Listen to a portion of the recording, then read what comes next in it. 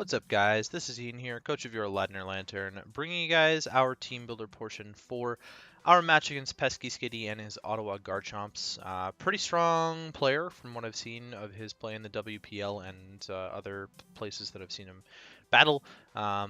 His team consists of Zeraora, Zygarde 50%, Tapu Bulu, Melodic, Mega Aggron, Blacephalon, Mienshao, Espeon, Honchkrow, Kangaskhan, Zygarde 50% and Honchkrow both Z users. Priority options in Zeraora with Fake Out and Quick Attack, Zygarde 50 with Extreme Speed, Kangaskhan with Fake Out, Sucker Punch, and Honchkrow with Sucker Punch. Hazard setting in just the Mega Aggron with Rocks.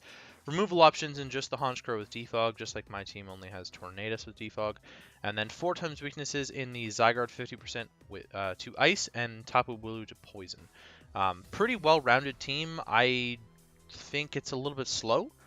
That's kind of my initial thought, and then you see Zeraora, and it's but there's a lot of mid-ground speed tiers going on here. So first up on the block here is Vileplume. This is an amazing answer to the Mienshao. It's an amazing Tapu Bulu sponge minus Zen Headbutt. It's a really strong Zeraora sponge, which is kind of the main purpose of it, and also can be a Zygarde sponge as well as a Mega Aggron sponge. So that's kind of the idea behind the Vileplume. Just a physically defensive wall this week. Very easily splashable with Black Sludge, Effect Spore. Hopefully I'll get some actual hacks with the Effect Spore there. Sludge Bomb to deal with the Bulu, of course. Strength Sap just to deal with all the physical attackers, just super OP. Giga Drain is for the Melodic primarily. I can definitely 1v1 the Melodic extremely easily. And then Sleep Powder just for the last move. I was debating between HP Fire, HP Ice. I wasn't sure exactly what I wanted to roll with there, but Sleep Powder would be pretty clutch, and Effect Spore plus Sleep Powder, I could have two things sleeping, and it won't break Sleep Claws because I've only actually put one thing to sleep on purpose. Kyurem-Black, I'm bringing an Assault Vest set with Fusion Bolt, Ice Beam, Earth Power, Freeze Shock. So Freeze Shock's kind of interesting, right? So the idea is that I sort of like catch something switching in that I'm faster than with Freeze Shock. There wasn't really a whole purpose for Freeze Shock. Initially, I was actually just going to run Z Freeze Shock, and I opted not to. But Fusion Bolt is going to two-shot the Melodic, even through Marvel Skill, of course. Ice Beam will blow through the Zygarde. I don't even have to have any special... Like, I'm running Jolly. I don't want to take away from my defenses this week, so we're running Jolly, but we're running a tiny bit of special attack investment. Earth Power is there for the Mega Aggron. It'll go through Filter, of course, and then, yeah... Freeze Shock is my best stab to hit whatever wants to switch in realistically to the Kyurem-Black. So it'll charge on the turn they switch, and then hopefully I outspeed them the next turn, like something like a Kangaskhan, and just blow it back with Freeze Shock. Shuka Nidoqueen is designed to take on the Zygarde 50%. I can eat 1,000 arrows, and then Ice Beam will OHKO it because I'm modest. So yeah, Earth Power is there for the Zeraora as well as the Mega Aggron. Ice Beam is, like we said, for the Zygarde. Rocks are super important, although Espeon is a very reliable switch into this. Kind of. It doesn't really want to eat the hits, but it's a reliable switch into the rocks. And then Sludge Wave is there for the Tapu Bulu, of course, but it's also going to be my best stab move to hit a lot of things like Honchkrow, things like that. Just max HP, modest max special attack, and a little bit of special defense investment. This can't take on Melodic that well if it's especially bulky, because I don't have Thunderbolt, but I am modest max special attack, so it's still doing quite a bit of damage. Umbreon's coming, Nighttime's coming with Pursuit for the Blacephalon. This hard walls Blacephalon, by the way, especially defensive set. With Pursuit, Foul Play, Wish, and Toxic. Toxic's there for the Melodic, hopefully. It's also there for the Zeraora. Umbreon kind of shuts down Espeon as well, and I can just Pursuit Trap it in there. So yeah, Blacephalon and Espeon just both get hard-walled by this, which is kind of the goal, because Umbreon can't really take on the rest of the team that well. So that's the main role it's playing. Mega Gallade, bringing a Bulk Up Mega Gallade, which is really clean. Bulk Up Mega Gallade kind of just wins. After a Bulk, I outspeed the Mega Aggron. After a Bulk Up Heavy Slam is not two-shotting me, and Drain Punch will two-shot it at +1. Zen Headbutt is there, well, that's if he's specially defensive. Zen Headbutt is there for the Mienshao primarily, but also for things like Tapu Bulu that would obviously resist the Drain Punch. And then Shadow Sneak just to pick off Blacephalon if I have to. Pick off the Espeon in a 1v1 scenario. and just be able to pick off anything realistically that's going to outspeed me. I'm running enough speed on the Mega Gallade for Zygarde 50%. Kyurem-Black was tying Zygarde 50%. This is outspeeding Zygarde 50%. And I'm really excited about this Mega Gallade set because, like I said, I think a bulk up set, bulk up with Drain Punch just kind of blows through his team. He does have phasing. He's got things like Haze Melodic. He's got things like Dragon Tail Melodic, Roar, or I think it also gets Dragon Tail on Mega Aggron. So there's definitely phasing options on the squad, and I'm hoping that they don't come. I'm not sure if he'd be scared of like an SDE Gallade or not, but again, bulk up made a lot more sense this game. Last but not least, we are bringing a Figgy Berry Regirock. Fully offensive Regirock realistically with Earthquake, Rock Slide, Thunder Wave, and Explosion. Love me some Thunder Wave. I'm not sure how useful it's going to be, but I can maybe cripple things like the Honchkrow, Mienshao, Blacephalon. Even paralyzing slower things isn't bad, just to get off the para and just have it work that way. I don't know. Yeah, there's a Heal Bell user in Espeon, so you could definitely bring a Cleric. I haven't really been known to just like pack status this tournament so far, so we'll see if that makes a difference or not. I'm not entirely sold on this Regirock set. I think there could have been a few things that might have been a little bit better, like maybe Tornadus. But my team doesn't have a ton of physical walls to deal with the physical threats, so Regirock's like kind of a backup physical answer to things like Zeraora. Obviously, Bulu, Zygarde, and Mienshao threaten it out, but this is also my primary answer to the Honchkrow, which is, it's pretty important for me to be able to deal with that, and then I can always explode on something that wants to come in, as long as it's not the Blacephalon, although I don't really know why you would want to bring in Blacephalon on Regirock. So, yeah, that's going to be it, guys. That is the team builder portion for my match against Pesky Skitty, and I'll catch you guys for the battle right now. And welcome back to the battle. This is our match against Pesky Skitty and the Ottawa Garchomps, so this should be a pretty interesting one here. As we can see, he ended up bringing the Zeraora, the Zygarde 50%, which is a Z user, Tapu Bulu, Mega Aggron, Mienshao, and Honchkrow, which I was actually really scared of in prep. Honchkrow in particular, I thought was the biggest threat to my team. So we're all scared about that. But this looks like it's an entirely physically offensive team. Umbreon is like pretty much a complete waste of space this game as a special wall to wall the Espeon and the Blacephalon, because neither of them showed up. I guess Munchlax and Umbreon were enough of a threat there. I'm actually really surprised not to see Melodic. I thought that Melodic would show up for sure, just because Galvantula didn't look like it had a very good matchup to me. Zeraora I'm a little bit surprised to see, because I really don't think that Zeraora does anything to my team besides beat like maybe Primarina and Torn, so a little bit iffy there on the Zeraora. AV Kyurem-Black is a complete waste, and I really should have just brought Scarf for this game based on seeing that. Nidoqueen hopefully will be good. That's the idea at the very least. Umbreon, like I said, Spit Off Umbreon is going to be completely worthless. Bulk Up Mega Gallade is actually looks pretty decent as well. To me, just getting the defense boost is going to be pretty clutch, although Mons, actually, well, the big thing is the Honchkrow always threatening me out with Brave Bird. But if it's not Scarf Honchkrow, then I threaten it out at +1, because Drain Punch will kill it. It's a very frail Mon, so it's not going to live the hit very easily. And then Regirock, I'm kind of regretting a little bit, but maybe not so much. Again, Vileplume looks freaking amazing this game to me.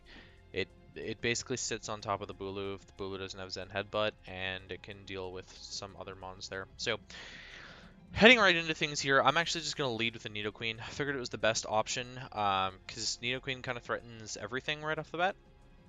So that's what we're going to lead with against the Zygarde. And I figure, well, Ice Beam's free here, right? So we eat our Shuka on the Thousand Arrows, and he eats his Yachi Berry on the Ice Beam there. Obviously, was there for the Kyurem-Black, but that's kind of a pivotal turn in the fact that we didn't get to get rid of the Zygarde. It's going to turn out to be a problem later.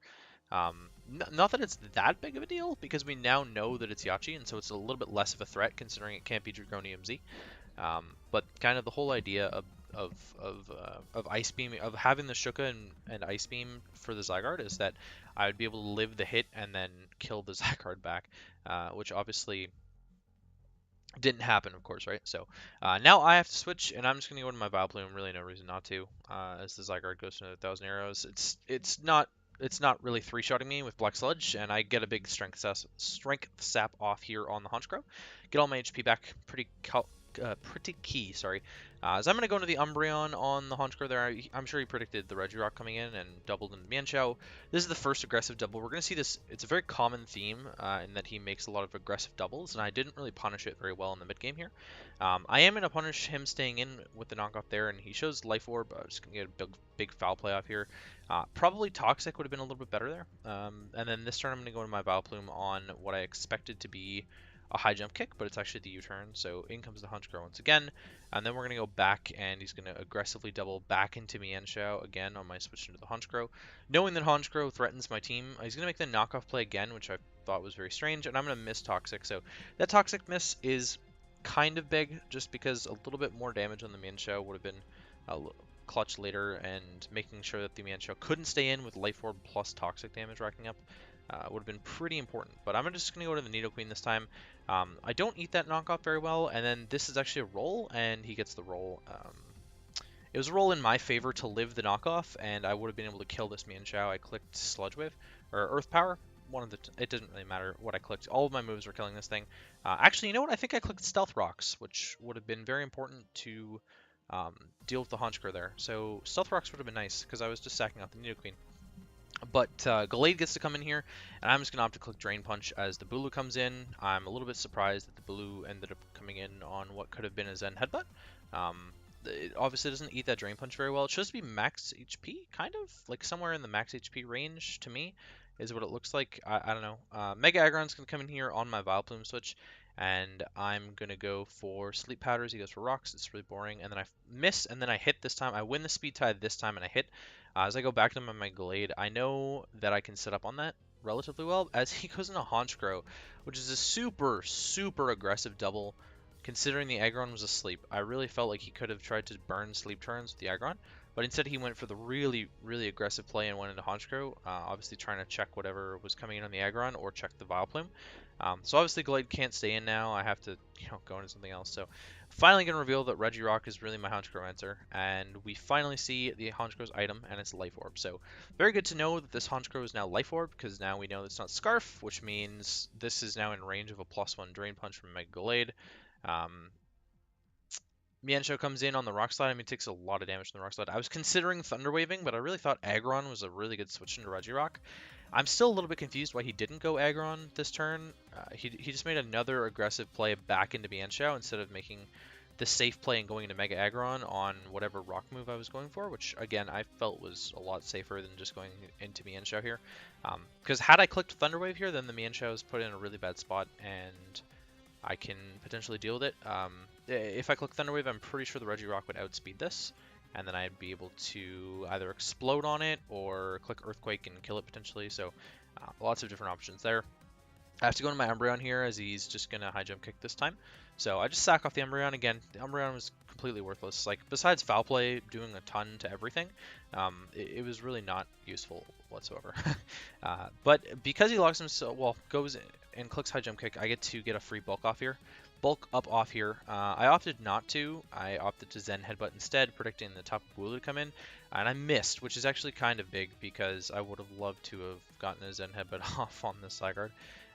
It was a roll to kill the Zygarde from that range, but now a +1 Drain Punch will kill this thing, as he crits me with Extreme Speed. So that's pretty bad. We're just going to go back here, and we'll see how much HP I'm at after this 1,000 arrows, because this is really clutch.